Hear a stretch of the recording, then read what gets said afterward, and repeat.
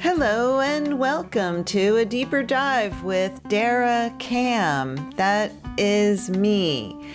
Today's special guest is John Lux, Executive Director of Film Florida. We're going to take a deep dive into the entertainment industry in Florida and find out what's happening and what isn't happening. So stick with us, you don't want to miss it.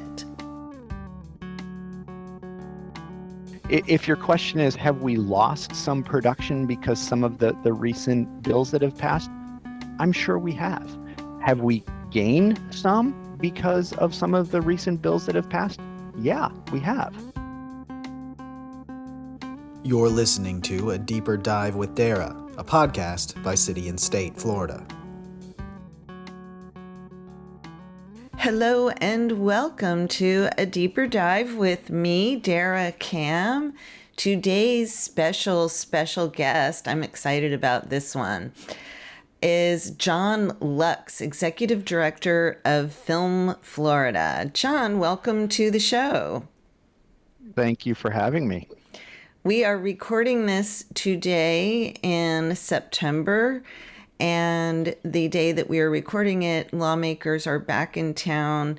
Some lawmakers are back in town. It is the designation of the next House Speaker, Danny Perez. So we're seeing a little bit of action in downtown.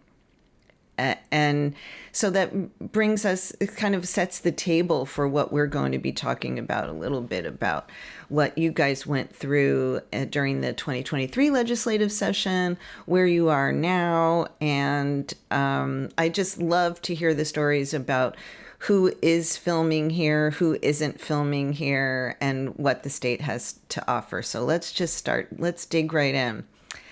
The legislative session that ended earlier this year in the spring, I think the legislature tried to put you guys out of business. There was an effort to eliminate the Florida Office of Film and Entertainment. That's the Florida Film Commission.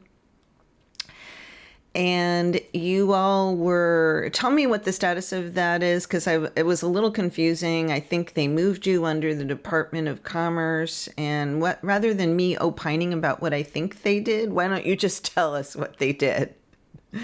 Okay, so HB 5 was the bill that was filed, and that focused on two different parts for our industry.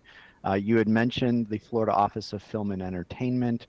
That's one part of it. The second part was the entertainment industry sales tax exemption program that has been on the books since the early 2000s when then Governor Jeb Bush instituted that program. So let's start with the Florida Office of Film and Entertainment, which is, as you mentioned, is the State Film Commission. It has been around for decades, and it originally was under the governor's office, the executive office of the governor. In around 2010, 2011, it moved over to the Department of Economic Opportunity. So it had been under DEO for more than a decade, and HB 5 moved to eliminate that office entirely. And so we fought very hard to keep that open. We were unsuccessful. They did in fact close the Florida Office of Film and Entertainment. The Department of Commerce, which is used to be the Department of Economic Opportunity, now the Department of Commerce, still fulfills some concierge type services. So if somebody calls, if somebody sends an email, somebody is there to respond, but we don't have an office that caters to the film, television, digital media, commercial market, which is, it's already been, we've seen negative impacts. I mean, there is an adage, one of our colleagues often says, you must be present to win. And when you don't have an office to market and to actively promote and then give good client service when people are using those services, we have essentially put out a message to the industry that Florida is not interested. And obviously that is not the case from those of us in the industry. Yeah. Let me just stop you there, because Yep. that is bananas. To me, that is bananas. I'm sure there are listeners. I think it's the Americans for Prosperity. Is that the group that it has been, ending the corporate welfare, that has kind of been on a crusade to close down some of these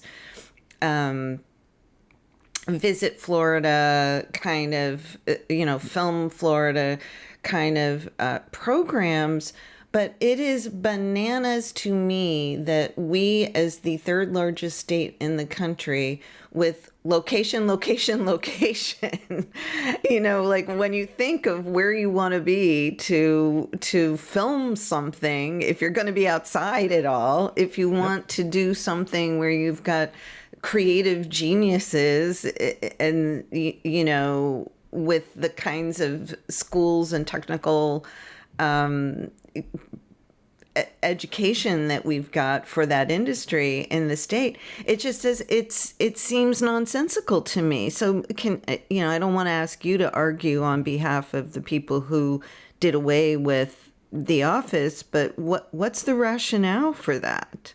Yeah, if I knew, I promise I would tell you and explain it better. I mean, you mentioned a little bit, there are certainly a group or two out there that are against our industry and pretty much everything it stands for here in Florida. Ironically, that same group doesn't seem to have much of a problem when you're talking about Texas, Oklahoma, North Carolina, Georgia, Louisiana, all these other states. But for whatever reason, they have focused on Florida.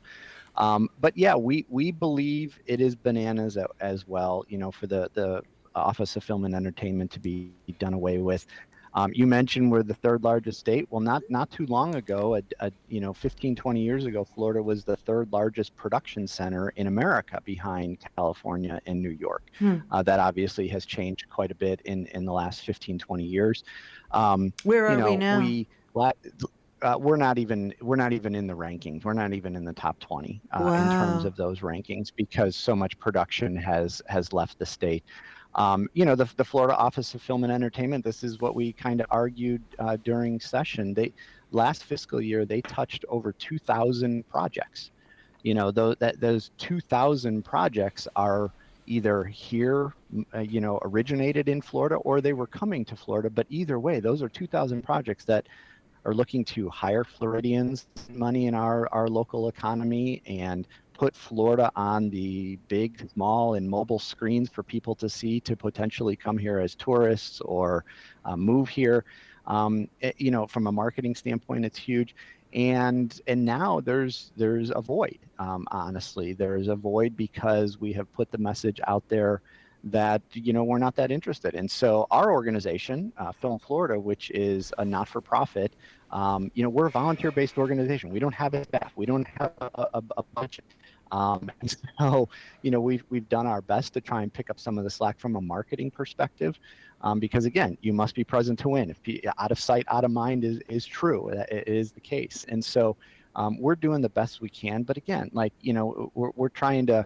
We're holding things together with chicken wire in a sense, compared to what the State Film Commission could do. Like I said, they've been around for decades. They are experts. They're experts on history. And the story that I use to kind of as an example of how important the State Film Commission is think of this scene. It could be a commercial. This could be a music video. This could be a feature film, a television series. If a car with a family, let's say 2 adults, 2 children, is driving over a bridge, right? They lead to a beach, may or may not be turtle season. The children can visit the beach. The same car's filled with the family. They drive from a beach to a dirt road, maybe enjoy some freshwater fishing. State agencies are involved in all of that. There's FDOT because you went over bridges. There's turtle season, so it's DEP. Working minors would be DBPR. There's onset anytime you have students. Freshwater fishing is Fish and Wildlife. That you have county management, not to mention the fact that a producer doesn't know, nor should they necessarily care that maybe they went over county lines and maybe they went into different municipalities. So you have different county offices, different municipalities. We're talking about that example right there could have involved anywhere from 8 to 10 specific state agencies. Well, who wrangles that?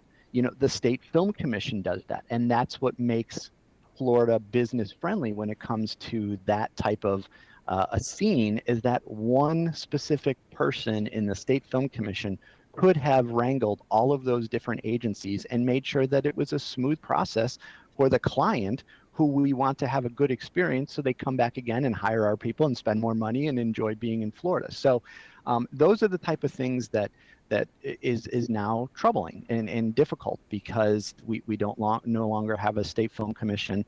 As I mentioned, they are offering some concierge service through the overall Department of Commerce.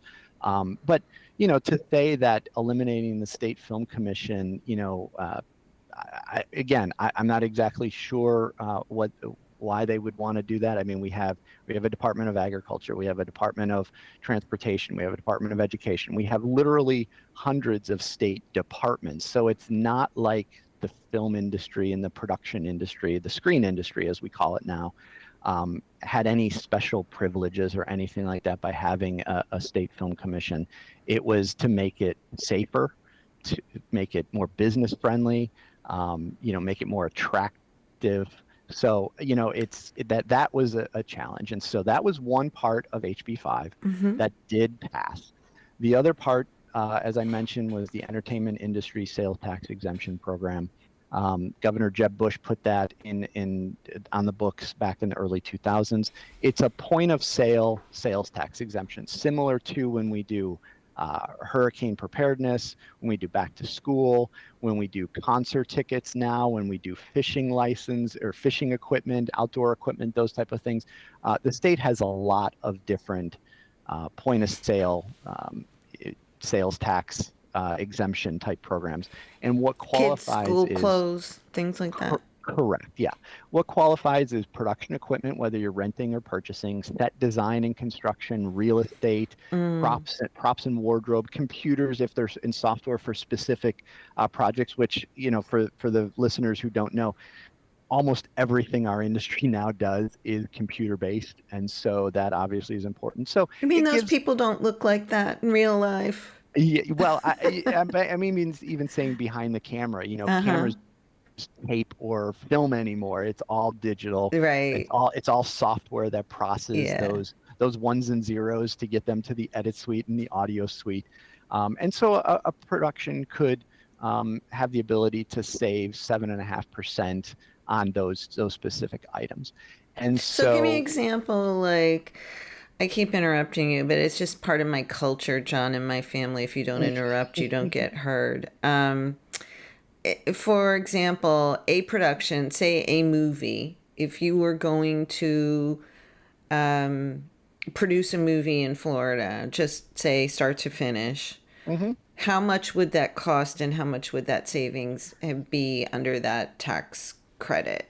It varies. I mean, right now, like the thing that's great about the sales tax exemption program is any production can use it, from a small little corporate video production that's spending $5,000. You can get John Cleese to do your all the way up through major feature films. And what we found when HB5 came out, we obviously did research, we obviously did a little bit more digging, that 85% of the Florida-based companies that use that program have 5 or fewer full-time employees. So we're not like it's very easy to say, like, feature films and television series. I see. The reality of it is, this is a program that helps the little people. Yeah. It helps the mom and pop production companies, the husband and wives.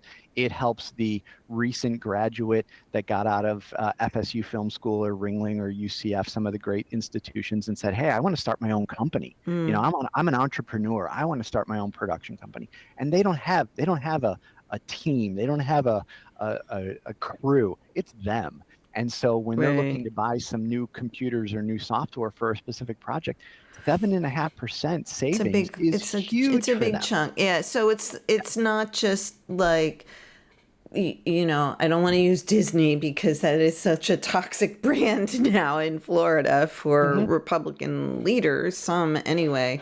But say it's not Paramount. Is Paramount owned by Disney? It's No, not. It's Paramount is not. CBS. It's not Paramount coming in and this big gajillionaire company getting a No. big tax break. This is actual real people with real small companies getting money in their pocket. Right. So it makes for good sound bites. It makes for good press releases, and those type of things to refer to it as quote unquote Hollywood and Yeah, quote unquote big studios. But the truth of big the matter studios.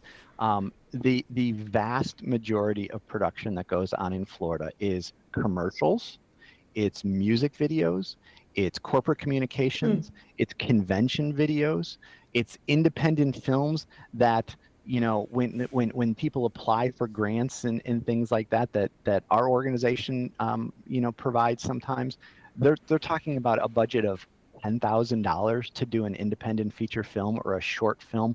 The amount of major feature film, television series, streaming series, whatever the big stuff is infinitesimal here in the state of Florida, unfortunately, because of the lack of a statewide incentive program, which I'm assuming we'll talk a little bit about. But we don't focus as an industry as much on those big things because it's just not our audience. Those projects are going to Georgia and North Carolina and Texas and Louisiana and Canada.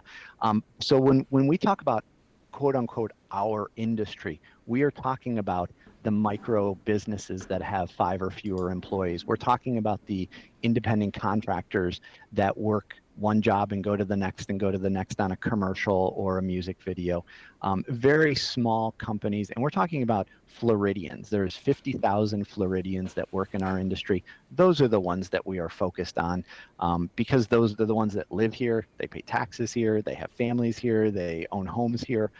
Those are what we're focused on. And so, like I said, it makes for good sound bites, and people like to throw out the terms, the kind of the buzz terms.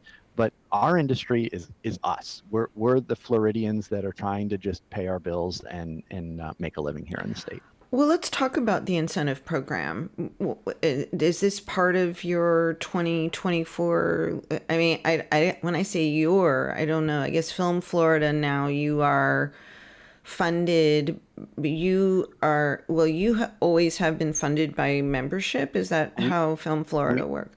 Yeah, we are 100% funded by our members. We're a trade association. That's all it Right. is. We're a trade association that honestly, the majority of our focus as an organization is on marketing the state and Mm-hmm. marketing our members, uh, professional development for those that work in the industry, helping them stay up on new trends, new technology, those type of things, networking events because we're always trying to connect dots, and then the final thing is the advocacy side of thing, and that the most attention for our organization. But the truth of the matter is, it's a very small part of it. And I always say, as the executive director, it's a small part because we have the least control over it. All those other things we control what we're doing. We control the outcomes. When it comes to legislative stuff, we can put our best foot forward. We can make the best argument, but in the end, it's the 160 legislators in Tallahassee plus the governor's office that make the decisions. And so we certainly make a strong effort, but we don't control what they do.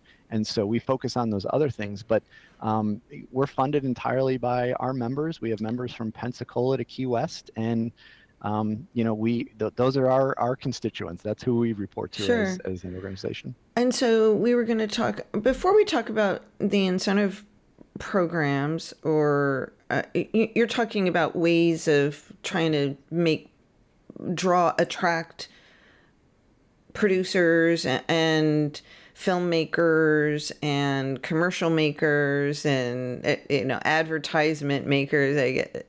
Mhm. What are we doing, and what were we doing, and what would you like us to be doing? Well, it's a two-pronged process. Number one is our first and main focus is always the indigenous Floridian projects that are already here. We're trying to keep all those people that have creative content to make here in the state. oftentimes they can go to other states around us and get a better financial deal. And so it's a chore to make sure that those content creators are staying here in the States. So we're always focused on that.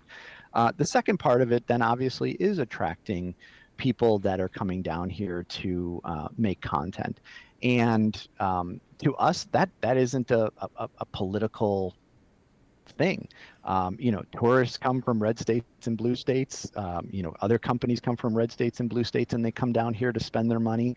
And that's what our focus is. We're looking to get people to come here and to hire our residents that work in the industry and our graduates and spend money in the local communities. And so marketing is a huge part of that. And so without the State Film Commission now having the ability to market the state of Florida, we're a bit on an island as an organization trying to do that. And so we're doing a little bit more. And again, funded entirely by our members. So it's not like we have a huge nest egg to do a big marketing campaign. So it's a lot of organic stuff on social media, trying to be strategic with where we can put banner ads online. We say print ads obviously aren't the thing anymore, but the equivalent of a print ad to making sure people know that we're here. Our members do a fair amount of traveling throughout the country and even the world to go to specific film festivals or conferences and trade shows for our industry, and hand out marketing material and meet with as many people and network that way, and remind people that we are open for business and we are still here, and we have obviously the tremendous locations, and we're getting into the winter months, and so we're going to have better weather than most people, and so we remind people of that. So those are all the things that we kind of try and do as best as we can on limited budget funds. Thanks for joining us. We'll be right back with John Lux, Executive Director of Film Florida.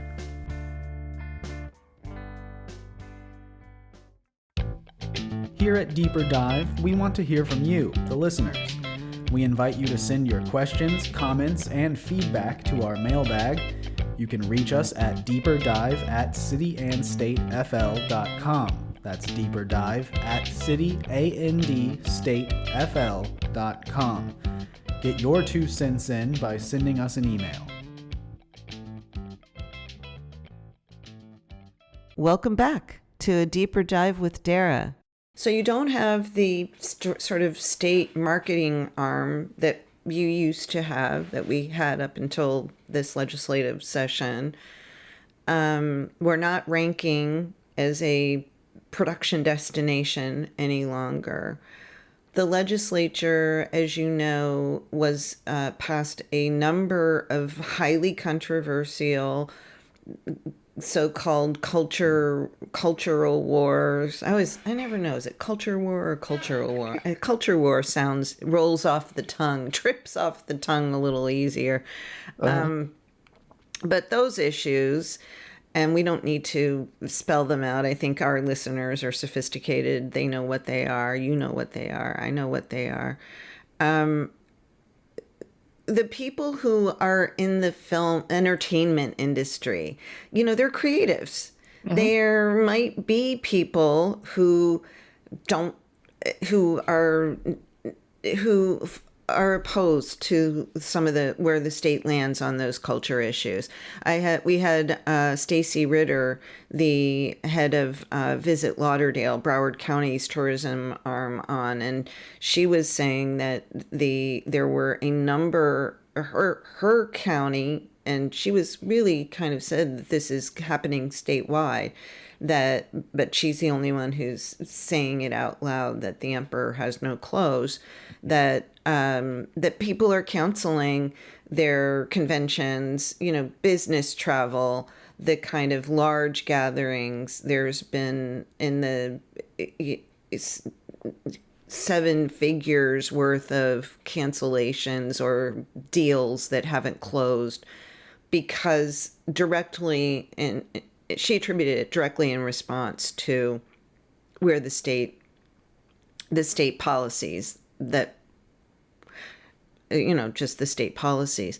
So I'm wondering if that also, the combination of a lack of financial incentive and the state's stance on issues such as drag shows and I just said I wasn't going to, and then I did it, didn't I? I trapped myself. But what I'm trying to communicate awkwardly here. Yeah. I mean, there's no reason not to talk about it. The anti-trans stuff, the the drag shows, now the abortion.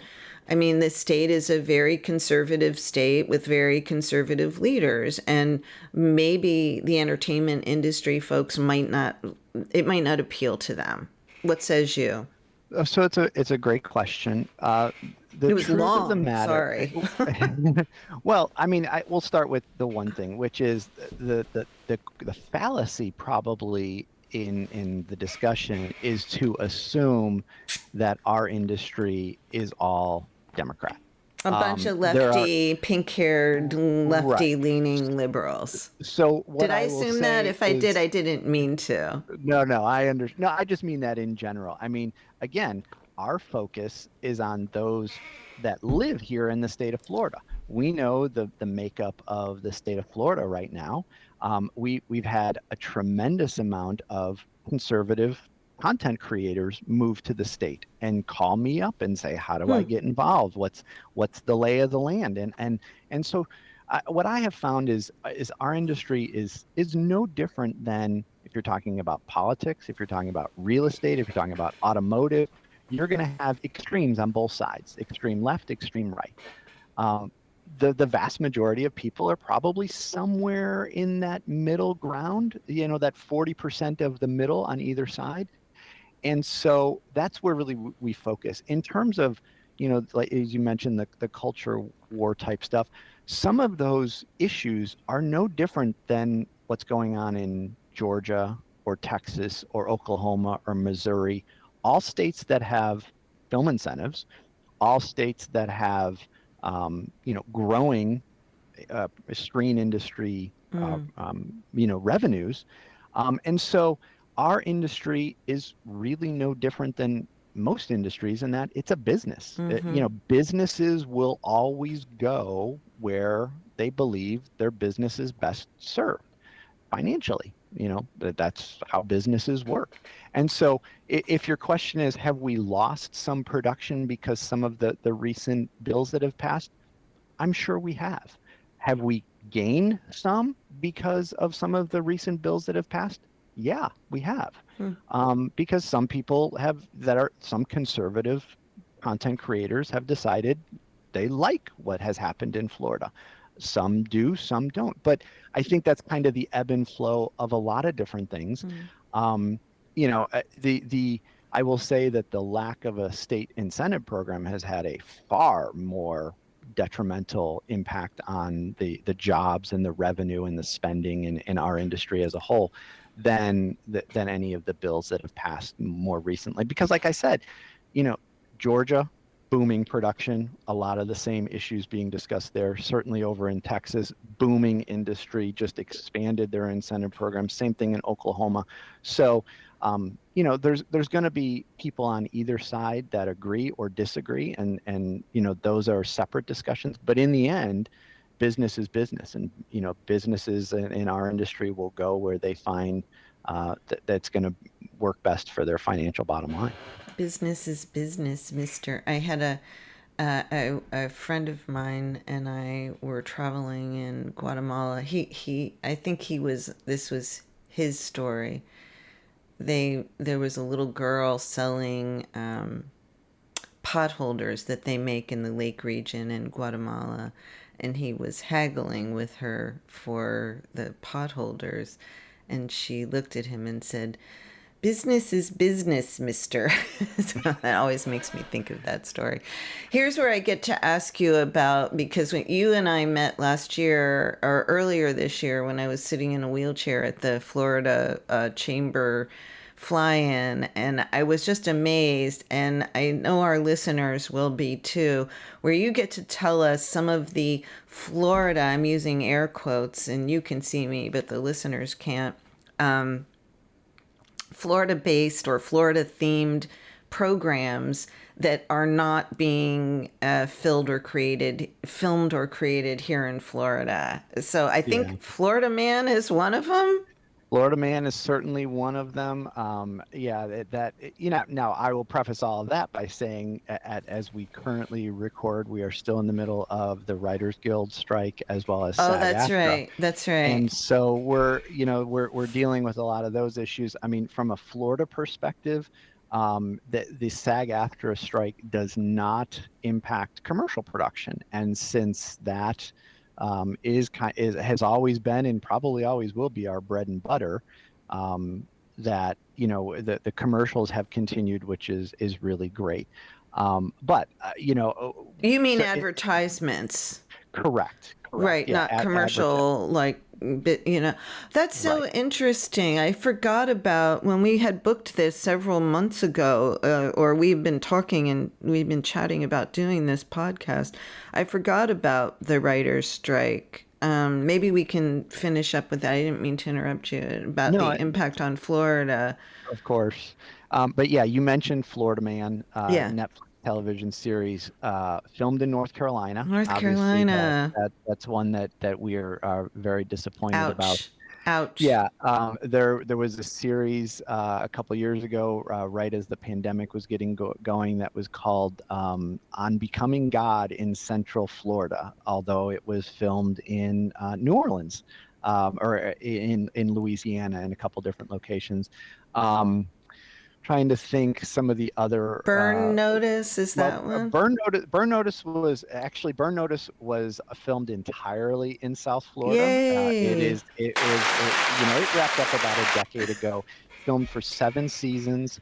At one point was the number one cable television series on USA Network, and we are very proud of it. It was 7 seasons, over 100 episodes of a commercial for South Florida, essentially, because they filmed all over in the streets of South Florida, Broward and Miami-Dade County primarily.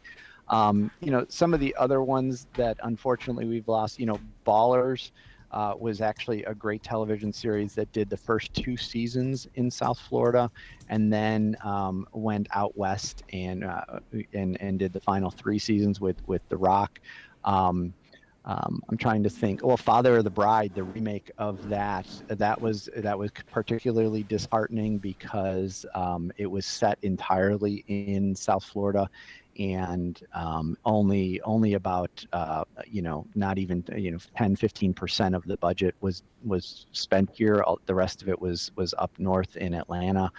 Same thing with the most recent Bad Boys film, Bad Boys for Life, which filmed, it's an iconic Miami franchise, and Right.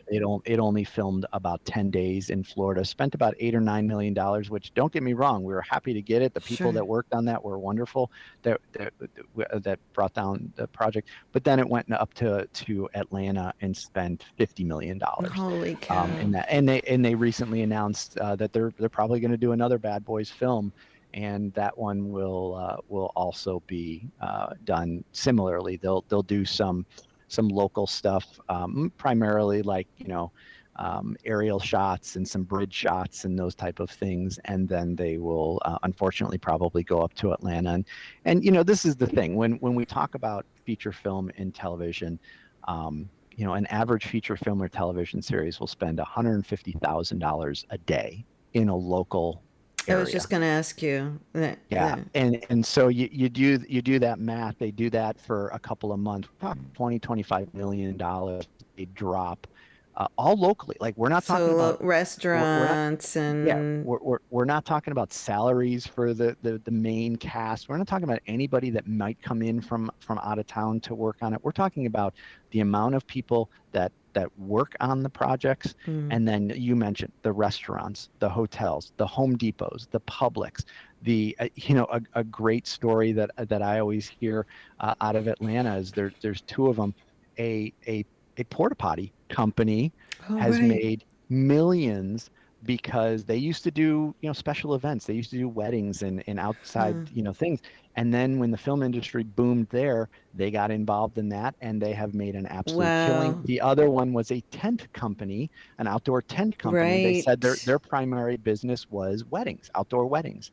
And when the film industry boomed a decade ago in Georgia, they invested heavily in additional tents for production sets, and they actually do more production work now than they do special events. Wow. So the ancillary businesses, I always find it, when people think, oh, it's actors, it's producers, that's it. They forget that there's electricians, there's construction, there's carpenters, there's landscaping and painters and pet Right. groomers and Pet florists groomers. and hair and makeup artists and all these other things that are ancillary businesses that benefit. Not to mention, so many police officers make extra money because they're off-duty security and they work Sure. on sets and so transportation. I mean, like rental car companies and vans and those type of things make huge with our industry. So yeah, you're talking about $150,000 a day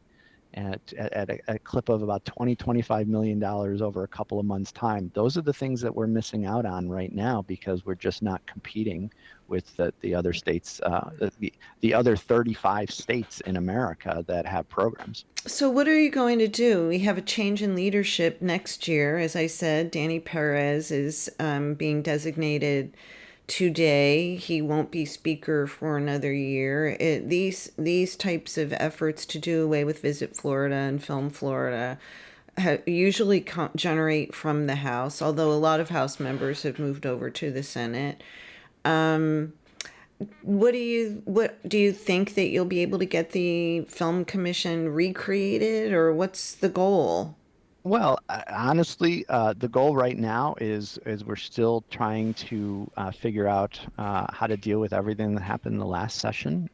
We're thinking as much as we would like to think strategically, 2 years, 4 years, 6 years down the line.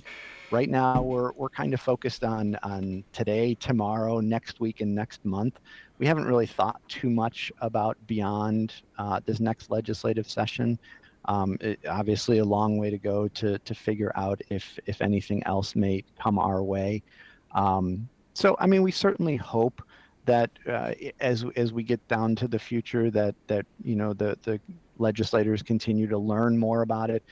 We have some tremendous supporters on both sides of the aisle. Again, fallacy is that the legislature, doesn't support our industry. We actually have tremendous bipartisan support. We don't always have it necessarily in the right places, but we're so thankful of those that do support and do understand the message and do see what we're trying to accomplish as an industry. Because the fact of the matter is, we're just trying to help our state. The average annual wage of an industry professional here in Florida is $98,000 a year. I mean, these are high wage, high tech jobs, and we think we should have more of them. And so we're going to continue to educate, whether it's the leadership, whether it's freshmen, and everybody in between. I feel like my job is to wrangle our troops to make sure that they're talking to their legislators and making sure they understand. And where that goes in the future, we'll cross that bridge when we get there. Right now, we're just trying to focus on making sure people know that Florida is still open for business, and we still want the indigenous productions here in the state to stay here and hire our residents and spend their money, and we still want to bring in as much as we can from the outside as well. The governor's had a very high profile clash with Disney after their CEO last year spoke out against the what is colloquially known as the Don't Say Gay bill. By no means am I doing a full rundown of the culture war issues, but that is another one. To what extent do you think the clash with Disney contributed to the elimination of the Office of, I think it's called Film and Entertainment, the Office of Film and Entertainment? Do you think this is part of that effort, or was this just did it get caught up in that whole thing or That not? it's a really good question. I don't have an answer for you on that. Um, I I don't know. I mean, I'm sure that there are things, across streams a little bit here and there, but generally speaking, I was never informed of anything specific, so I couldn't venture to guess. Okay, so we don't know. We Yep. don't know. We know what it is and we know what it was. Yep. Yep. Is there And again, anything? I try and focus on the stuff that I can control and our organization can control, and we do that. So, is there anything you'd like to add before I say bye bye for now? Oh, before we do say goodbye, I'd like to Hmm. give a little shout out to. I don't know if I told you this.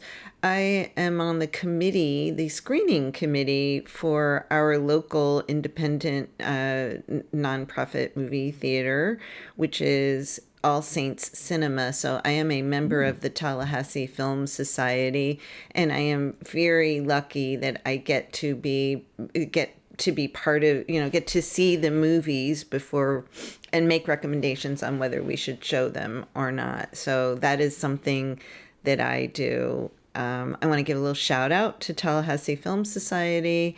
Look us up, join if you're not a member, and do go see films at All Saints Cinema, which is in the old railroad station and near in Railroad Square. So if you haven't done that, John Lux, I invite you to go. That is a great point. I'm actually very familiar with the Tallahassee Film Society. They are not a member of Film Florida, but we're hoping that they will jump on board. It's actually a really great point. Have part of our membership have more than 20 local film festivals from here in the state of Florida that are members of the organization. And again, they are all over the state. I think we go as far northwest as the Emerald Coast Film Festival, and there are a number of film festivals all the way down in Miami and everywhere in between. I would encourage listeners to, you can go to our social media. You can sign up for our mailing list on our social media pages, or just send an email address from our website, and learn more about those local film festivals. Those Mm-hmm. are tremendous economic driver in the local areas. They bring in people from out of state, out of the country for their film festivals. Again, more people, heads in beds, more restaurants being filled, and it's a lot of those are the up and coming screen industry Mm-hmm. professionals that are in our state. We love them and support them very much. The other thing, while we're plugging, sort of, Sure. we actually just launched season 6 of the Film Florida podcast. Our first episode of the season was with Frank Patterson, who is the former dean of the FSU Film School, College of Motion Picture Arts, which is one of the top 5 film Yeah. schools in America. He is now the president and CEO of Trillis Studios up in Atlanta. And they So are we the lost. largest. Yeah, we lost Frank to Trillis a couple of years ago, and they are the largest purpose-built film studio in North America now. Trilith is. And so I had a wonderful conversation with Frank about Florida State as well as what he's doing Yeah. now. We also do a monthly professional development series. We talked about that being so important for our industry. It's called Film Florida Friday, where one Friday each month we have a topic. We have panelists. It's a regular Zoom session, and we interview those panelists, and then the audience can ask questions and have conversation with those experts in that specific field. So that's really cool. We actually just awarded our Film Florida Legends Award at the Governor's Conference on Tourism. We partnered with Visit Florida a couple of years ago to do a Film Florida Legends Tourism Ambassador Award, and we honor somebody that has been a great supporter of our industry while also promoting tourism, which is obviously the number one industry in our state. And our industry works so closely with tourism. And we honored Jose Sotolongo, who is recently retired from the Greater Miami Convention and Visitors Bureau. His main role was sports tourism. So you're talking about Super Bowls, national championship college football, Formula One, marathons, the Hey, the upcoming. Super Bowl, they use a lot of ads that might be Yes. produced in Florida. Exactly. And he was instrumental in bringing the World Cup to Miami that's going to Oh, be in 2026. But he was also a huge supporter of our industry. So he was also always trying to help the film commission statewide as well as in Miami-Dade County when they were trying to bring commercials, television series, films, mm-hmm. all those type of things. And again, our final message is that we're open for business and doing everything we possibly can to help those Floridians that work in our industry, as well as the 5,000 plus graduates that are coming out of our great institutions every year as the next generation. And not just the college graduates, we're talking about the vocational schools, high schools that have video production courses. Those are huge now in the state of Florida. And so we have a huge, whether we're talking about an industry professional that's been doing this for decades, or whether we're talking about a high school graduate that doesn't necessarily want to go to college but wants to get in our industry, and we're starting there. We're trying to help all of them live here in Florida and do what they love and help our state. Well, I have to also give another little shout out. I don't know if you saw it, but Gary Fineout and Christine Sexton's son, Liam, Fineout, it is or was, I don't know if he graduated from the Florida State Film School. And Gary posted one of his videos on Twitter the other day, and I watched it, and it was about a lobbyist, and it was very funny, lobbyist and a legislator. It was hilarious. So good job, Liam. Yeah. Thank you. And is there anything else you'd like to add, John, before we say goodbye? And I'm for sure everybody listened to their podcast, and we'll have you back later and see how Film Florida is faring. But anything you want to say before we say bye-bye? I would just say thank you for having me on again and helping us tell the Film Florida story and the industry story. And if anybody out there is listening that wants to learn more about our organization, you can go to filmflorida.org or any of our social media pages. We're on a lot of different outlets. And yes, by all means, please listen to the podcast. Despite me being the host, I think the conversations are usually pretty interesting and we have some fun guests. And so thank you so much for having me. Thanks, John, and I hope we catch up again soon. Thank you. A Deeper Dive with Dara is a podcast by City and State Florida, hosted by Dara Cam, produced by Ryan Daly, and music for the podcast was recorded by Periodic Labs LLC and performed by Ryan Daly and Danny Reyes.